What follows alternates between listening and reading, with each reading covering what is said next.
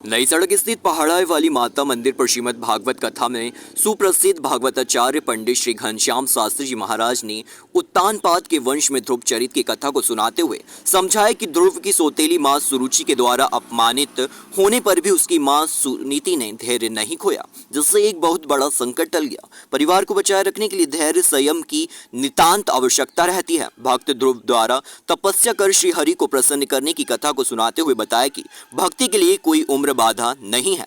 भक्ति को बचपन में ही करने की प्रेरणा देनी चाहिए, क्योंकि बचपन कच्चे मिट्टी की तरह होता है, उसे जैसा चाहे वैसा पात्र बनाया जा सकता है।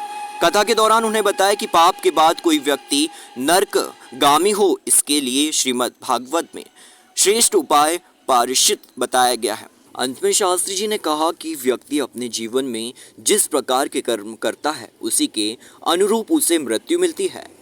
ईश्वर कथा के अंत में परिचित श्रीमती विनीता, एनसी चतुर्वेदी, वंदना अखिलेश, विवेक तिवारी, हरिओम शर्मा सहित तमाम सदस्य उपस्थित रहे। तो लोगों ने संतों से मजाक कर दिया। संतों से कहा कि इस गांव में तो केवल एक ही वैष्णव है, उसका नाम है अजामिल, एक ही वैष्णव। ठीक है, कहाँ घर है उसका? कहा कि सीधे आप जाओगे तो अंत में उसी का घर है। कहा ठीक है।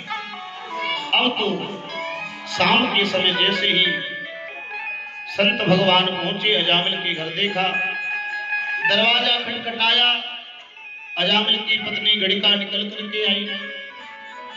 पूछा भैया, पूछा क्या ये वैष्णव अजामिल का घर है?